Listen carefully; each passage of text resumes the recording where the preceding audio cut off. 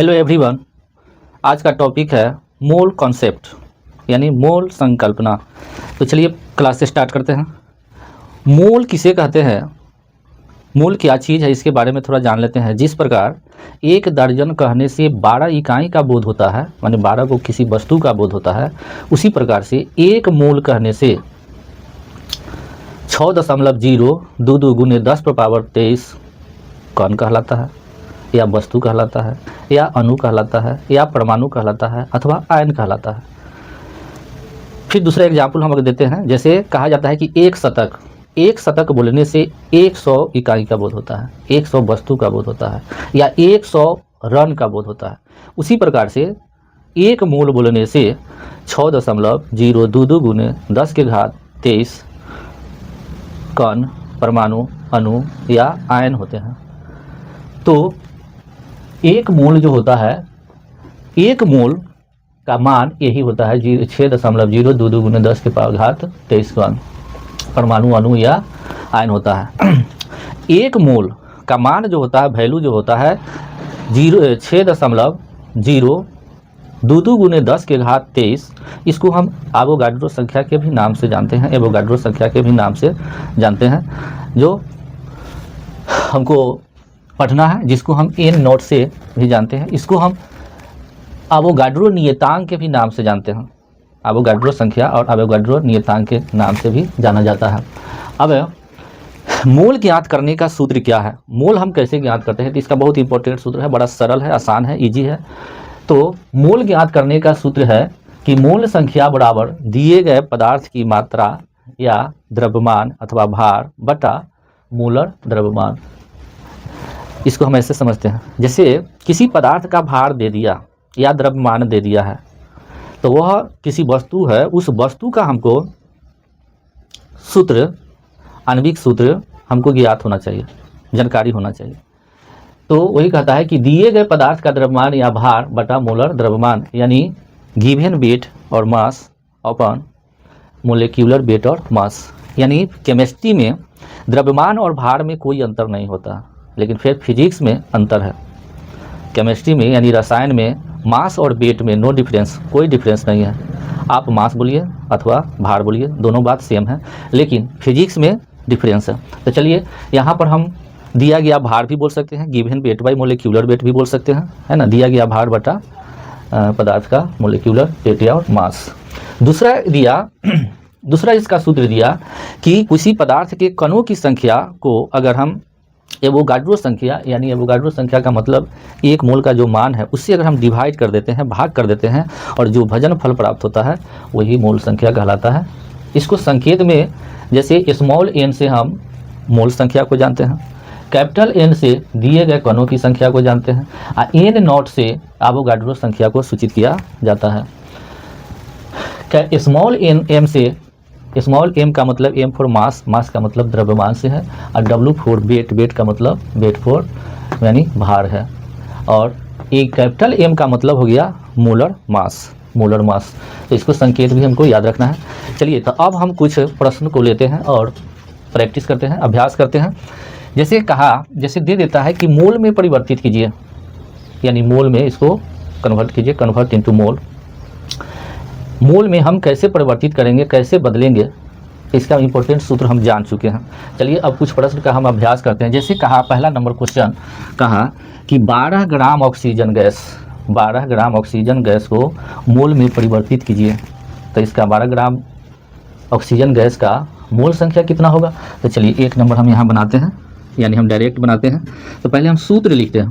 सूत्र क्या दिया हुआ है, तो कहा कि मोल संख्या यानी number of mole, number of mole यानी मोलों की संख्या बराबर क्या होता है, तो given weight by molecular weight, given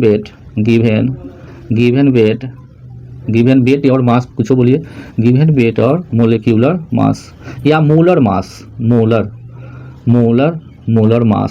molar mass. अब हम जानते हैं एक बात, क्वेश्चन में क्या दिया कि 12 ग्राम ऑक्सीजन गैस, यानी ऑक्सीजन गैस का भार हमको पता है, कितना दिया, तो 12 ग्राम दे दिया। चलो 12 ग्राम हम यहाँ लिख देते हैं। अब 12 ग्राम जो दिया है वह पदार्थ का नाम क्या है, तो ऑक्सीजन गैस है। ऑक्सीजन गैस का रासायनिक सूत्र क्या होता है, तो O2 होता है। O2। अब O2 का हमको मोलर मास ज्ञात कर लेना है। तो चलिए आगे बढ़ते हैं। मोलर मास के बारे में हम पढ़ चुके हैं, परमाणु द्रव्यमान के बारे में पढ़ चुके हैं, आणविक द्रव्यमान के बारे में भी हम पढ़ चुके हैं, सूत्र इकाई द्रव्यमान के बारे में भी पढ़ चुके हैं, इसलिए हम इस पर ज़्यादा चर्चा नहीं करेंगे। तो ये 12 ज्यों का त्यों हो जाएगा। और O2 यानी ऑक्सीजन के 2 परमाणु हैं, 2 परमाणु हैं, और ऑक्सीजन का परमाणु द्रव्यमान कितना होता है? 16 होता है। तो 16 लिख दीजिए। अब इसको गुना करेंगे तो 12 बटा कितना हो जाएगा? 16 दूना 32। अब इसको सिंपलेस्ट फॉर्म में बदल दीजिए अथवा भाग कर दीजिए। चलिए इसको हम सरलतम रूप में लिखते हैं। तो 12 4 दिए 12 और 4 8 32, यानी कितना हो जाएगा? ये 3/8, 3/8। अब इसको हम ऐसा करते हैं, डिसमिल में बदल देते हैं। तो 3 में अगर हम 8 से भाग करें, 8 से भाग करेंगे तो भाग नहीं लगेगा, 0.0, 8 3 24, ये बच गया 6 और ये कट जाएगा। तो फिर दशमलव है तो 0 बैठाएंगे, तो 8 7 56, 8 7 56 बच गया 4, फिर ये कट जाएगा। फिर दशमलव है तो 0 बैठा सकते हैं, तो 8 5 40, यानी कहने का मतलब कि 0.375 इसका आंसर हो गया। इतना मोल इसका आंसर हो जाएगा, इतना आंसर हो गया। चलिए हमको आशा है कि ये बात समझ में आया होगा। चलिए हम अगला दूसरा क्वेश्चन पर चर्चा करते हैं। जैसे दूसरा क्वेश्चन कहता है कि 10 ग्राम ऑफ हाइड्रोजन गैस। तो हाइड्रोजन गैस भी सेम इसी की तरह बनेगा। जैसे हाइड्रोजन गैस का सूत्र क्या होगा, अनुसूत्र क्या हो जाएगा? तो H2 होगा। उसके बाद तीसरा नंबर कहता है कि आपको स्वयं बनाना है। तीसरा नंबर कहा कि 15 ग्राम ऑफ नाइट्रोजन गैस, यानी 15 ग्राम नाइट्रोजन गैस को हमको मोलों की संख्या में परिवर्तित करना है, चेंज करना है। तो कैसे करेंगे? तो हम नाइट्रोजन गैस का अनुसूत्र जानते हैं, क्या होता है? N2 होता है। तो इसके आधार पर इसको आपको स्वयं निकालना है। चलिए हम आगे बात करते हैं क्वेश्चन नंबर 4। क्वेश्चन नंबर 4 पर चर्चा करते हैं। क्वेश्चन नंबर 4, चलिए इसको मिटाते हैं। क्वेश्चन नंबर 4,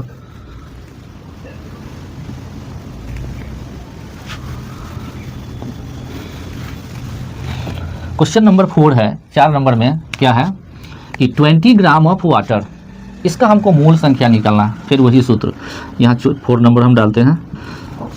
तो हम मोल ज्ञात करने का सूत्र जानते हैं कि number of mole equal to given weight by molecular weight, या और मास कुछ होता है, वेट बोलिए चाहे मास बोलिए। अब हम एक बात जान गए कि दिया हुआ भार, तो ये क्या कहा कि 20 ग्राम जल है ना, क्या कहा? 20 ग्राम जल कहा। तो जल का भार हमको तो मालूम है कितना है, 20 ग्राम है। यहाँ लिखेंगे 20 अब बटा जल का मतलब जल का रासायनिक सूत्र क्या होता है? तो जल का रासायनिक सूत्र H2O होता है। तो हम यहाँ लिखेंगे H2O का मोलर मास है ना, H2O का मोलर मास लंबा हो जाएगा, इसलिए हम इसको नहीं लिखेंगे। मोलर मास आपको समझ में आना चाहिए। इसका मोलर मास हम निकाल देंगे, या हम लिख सकते हैं कि मोलर मास ऑफ, हम यहाँ लिखिए देते हैं। चलिए थोड़ा लंबा करते हैं, यानी लिखेंगे मोलर मास ऑफ H2O माने H2O का मोलर द्रव्यमान। तो अगर हम बात करें तो 20 बटा कितना हो जाएगा? H2O का मोलर मास कितना हो जाएगा? तो हाइड्रोजन के 2 परमाणु हैं, तो 2 गुने हाइड्रोजन का परमाणु द्रव्यमान 1 होता है, तो 2 गुने 1 प्लस हाइड्रोजन का परमाणु संख्या कितना है? 1 दिया है यहाँ पर, तो 1 गुने और ऑक्सीजन का परमाणु द्रव्यमान कितना होता है? तो 16 होता है, 16।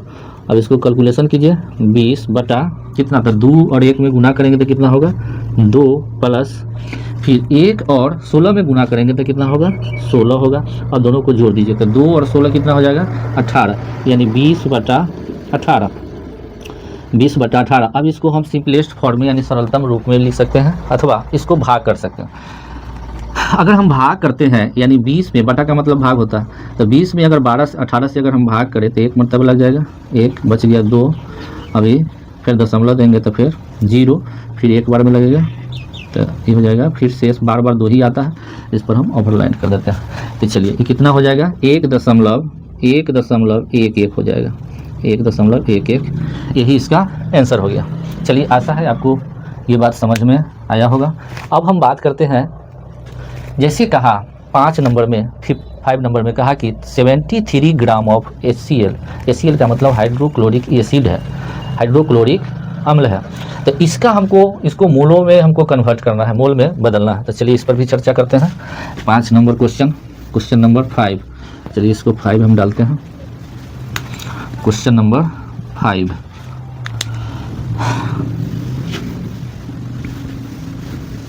Question number 5। फिर हम इसको कैसे सोल्यूशन करेंगे, हल कैसे करेंगे, तो बड़ा इजी है। फिर लिखेंगे कि number of mole equal to given weight by molecular weight या मोलिक्यूलर मास। तो दिया हुआ भार यानी मोल बराबर क्या, मोल बराबर मोलों की संख्या बराबर क्या, तो मोलों की संख्या दिया हुआ भार कितना है, हम 5 नंबर बनाते हैं, यानी दिया हुआ भार 73 ग्राम है। तो हम यहाँ लिखते हैं 73 ग्राम, 73। अच्छा, किसका भार दिया हुआ है 73, तो HCl का दिया हुआ है। तो हम HCl का मोलर मास निकालेंगे, आणविक द्रव्यमान निकालेंगे, अनुभार निकालेंगे, है ना। हम यहाँ पर एक चीज़ हम ऐसे भी लिख सकते हैं, मोलिक्यूलर मास ऑफ HCl, ये भी लिख सकते हैं, या मोलर मास ऑफ HCl, या ऐसे भी लिख सकते हैं कि molar mass of hydrochloric acid, कुछ लिख सकते हैं, तो सब एक बात है। तो हम यहाँ पर लिखेंगे एक बात क्या, कि मोलर मास या molecular mass, molecular mass of HCl, इतना लंबा करने की ज़रूरत नहीं है, लेकिन आपको समझने के लिए हम इतना विस्तार कर रहे हैं, है कि नहीं। तो चलिए अब हम आगे करेंगे कि 73 ओपन में कितना हो जाएगा, HCl, H का कितना दिया हुआ है परमाणु, 1 दिया है, तो 1 गुने हाइड्रोजन का परमाणु द्रव्यमान कितना होता है, तो 1 होता है, प्लस उसके बाद Cl, क्लोरीन दिया, तो क्लोरीन भी 1 है, 1 गुने, और क्लोरीन का परमाणु द्रव्यमान कितना होता है, तो 35.5 होता है। चलिए अब इसको आगे कैलकुलेशन कर दीजिए। तो ये 73 ज्यों का त्यों रह जाएगा, 73 अपन में कितना, 1 और 1 में गुना करेंगे तो कितना हो जाएगा, 1 हो जाएगा, प्लस फिर 35.5 में अगर 1 से मल्टीप्लाई करते हैं, माने 35.5 में 1 से गुना करेंगे तो कितना हो जाएगा, 35.5 ही होगा। तो यहाँ लिखते हैं 35.5। अब 35.5 में 1 जोड़ देंगे तो कितना हो जाएगा, 35.5 में अगर हम 1 जोड़ते हैं तो 35 एक 36.5 हो जाएगा। तो इस 73/36.5।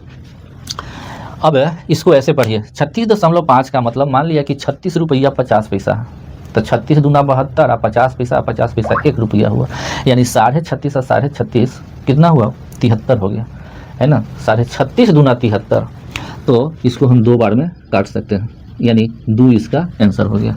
चलिए अब हम आगे बात करते हैं, जैसे इसी तरह से 5 की तरह ही 6 दिया हुआ है, ये आपको बनाने की ज़रूरत है, ये आपके लिए हम प्रैक्टिस के लिए छोड़ देते हैं। H2SO4 इसको हम बोल देते हैं कि हाइड्रोजन का परमाणु द्रव्यमान 1 होता है, सल्फर का परमाणु द्रव्यमान 16 नंबर में है, तो 16 दूना 32, परमाणु द्रव्यमान के बारे में आपको समझा चुके हैं। और ऑक्सीजन का परमाणु द्रव्यमान 16 होता है। उसी प्रकार से 60 ग्राम ऑफ नाइट्रिक एसिड है, नाइट्रिक अम्ल है, यानी HNO3 है। तो हाइड्रोजन का फिर इसमें परमाणु द्रव्यमान 1 हो जाएगा, हाइड्रोजन का 1, नाइट्रोजन का 14 और ऑक्सीजन का 16। तो ये दोनों सेम इसी की तरह बनेगा। अब हम बात कर लेते हैं 8 नंबर। तो 8 नंबर कैसे बनेगा, जैसे कहा कि 80 ग्राम ऑफ मेथेनॉल, मेथेनॉल कैसे बनता है। तो मेथेनॉल के बारे में हम पढ़ा चुके हैं कि एल्कील ग्रुप में हाइड्रोक्सिल आयन को जोड़ देते हैं, एल्कील बन जाता है, एल्कोहल बन जाता है, एल्कोहल बन जाता है। चलिए तो हम बात कर लेते हैं मेथेनॉल की बात किया, यानी कहा, इसको हम मिटा देते हैं,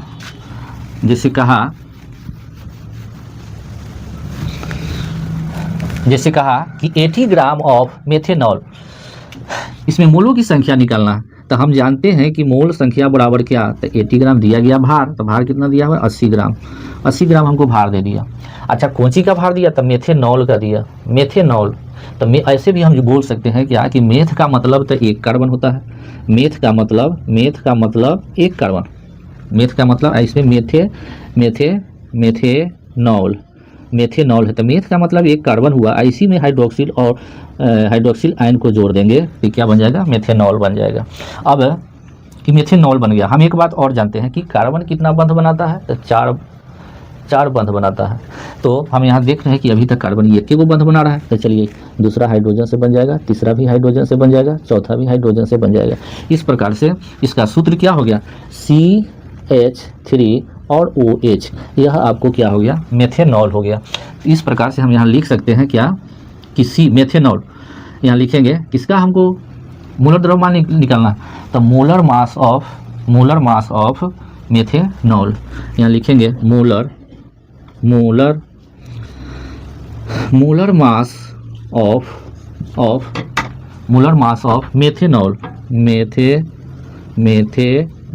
methanol, molar mass of methanol.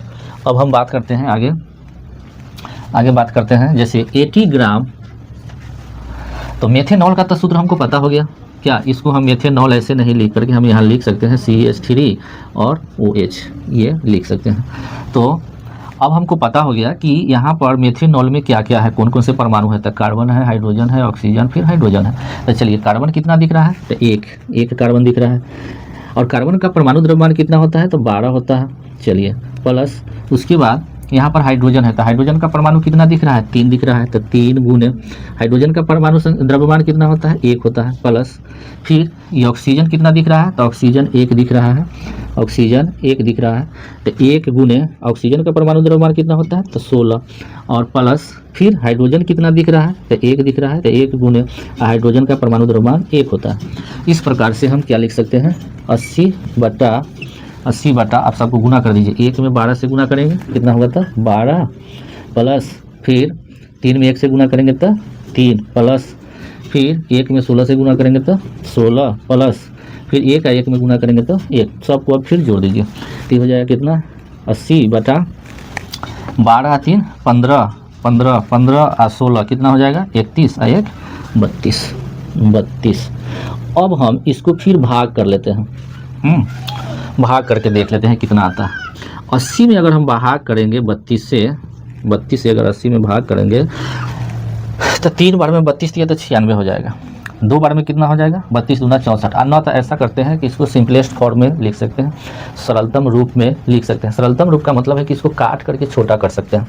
जैसे 8 है चौका 32, 8 चौका 32 और 8 दहाई 80, यानी 10/4। चलिए फिर इसको सरलतम रूप अभी कर सकते हैं, कितना, तो 2 दूना 4 और 2 पचे 10, यानी कितना, तो 5/2 हो गया। अब 5 रुपया को 2 भाग में बांटेंगे तो कितना हो गया, 2.5, यानी 2.5 रुपया हो गया। यही 2.5 इसका आंसर हुआ।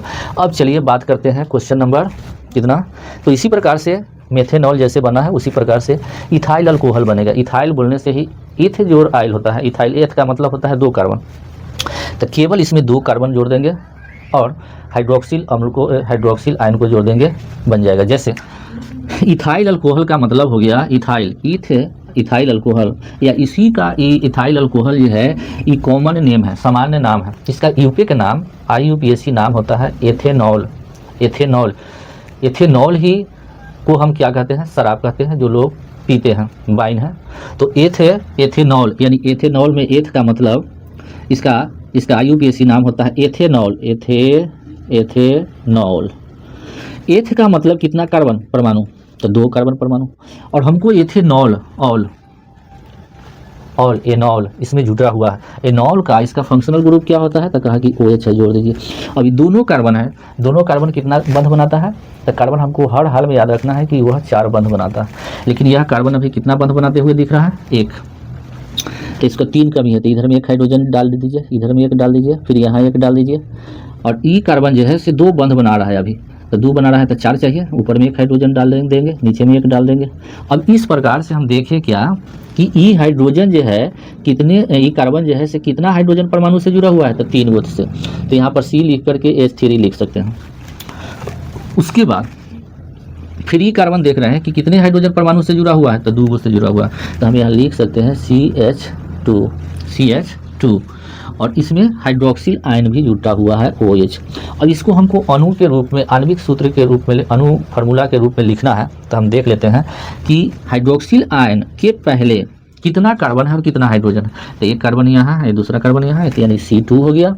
C2 हाइड्रोजन कितना हो गया, 3 और 2 5, यानी H5, इसी में OH जोड़ दिए, तो यानी यही आपको C2H5 OH, इसी को हम इथाइल अल्कोहल कहते हैं, इसी को हम एथेनॉल कहते हैं। अब इसके आधार पर बड़ा आसानी से हम इसका मोल में कन्वर्ट कर सकते हैं। गर्मी काफ़ी है इसलिए थोड़ा सा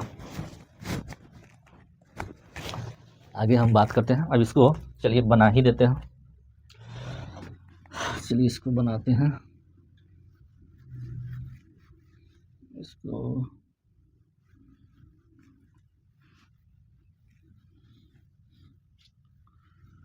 चलिए हम किसका बात किए थे, इथाइल अल्कोहल का, 90 ग्राम इथाइल अल्कोहल।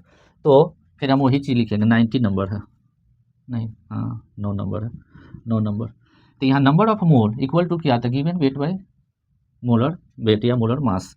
तो हो मूल संख्या क्या हो जाएगा, तो मूल संख्या बराबर गिवन वेट, दिया हुआ भार कितना है, तो 90 ग्राम है, यानी 90 ग्राम है, तो 90 ग्राम यहाँ लिख देंगे। उसके बाद अब डायरेक्टली हम समझाने का प्रयास करते हैं कि इथाइल अल्कोहल का अणुसूत्र क्या होता है। तो इथाइल अल्कोहल का अणुसूत्र C2H5OH होता है। तो यहाँ पर हम लिखेंगे C2H5OH हो गया।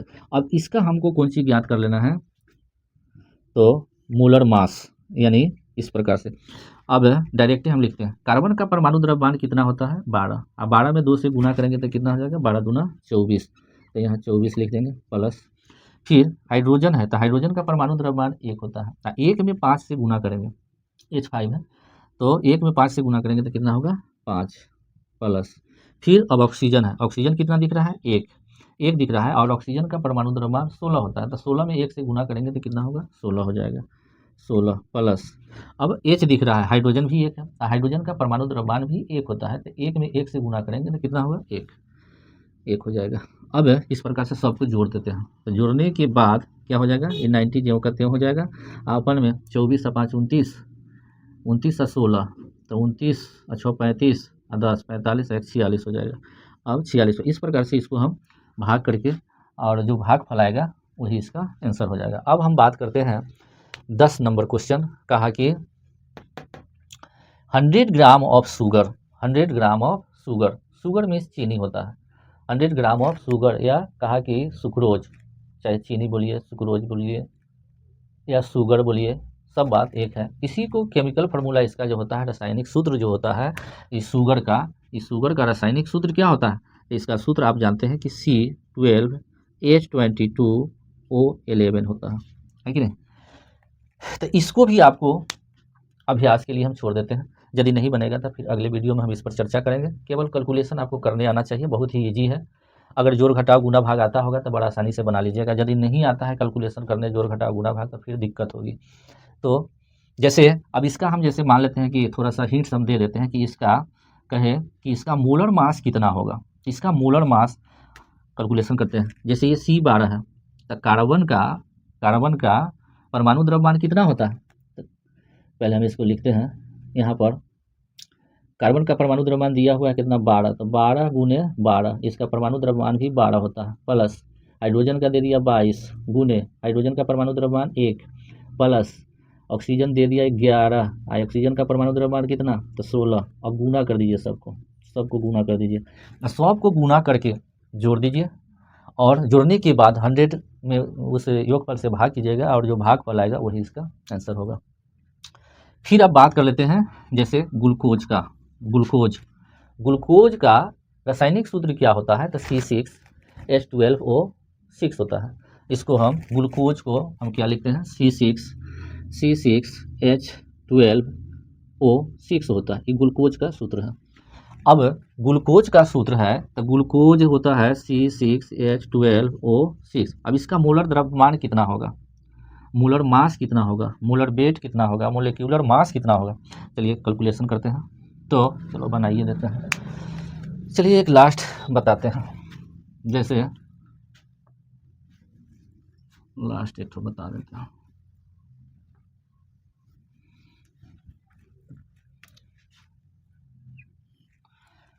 हम चर्चा कर रहे हैं कितना, 11 नंबर हमको निकालना है क्या, नंबर ऑफ मोलों की संख्या। तो मोलों की संख्या n बराबर, n से जानते हैं, इसको स्मॉल n से सूचित किया जाता है मोल संख्या को, इसीलिए हम बार बार स्मॉल n लिख रहे हैं। यानी तो दिया गया माने गिवन वेट, यानी दिया हुआ भार, तो दिया हुआ भार कितना है, कहा क्या कि 50 50 gram of glucose, 50 gram of glucose यानी 50 ग्राम ग्लूकोज का भार हमको दे दिया। अब हमको मोलर मास किसका निकालना है, तो ग्लूकोज का निकालना है। तो हम यहाँ पर विस्तार अगर करना चाहें तो हम एक चीज़ लिख सकते हैं कि molar mass of molar mass of glucose glucose यानी ग्लूकोज का मोलर द्रव्यमान।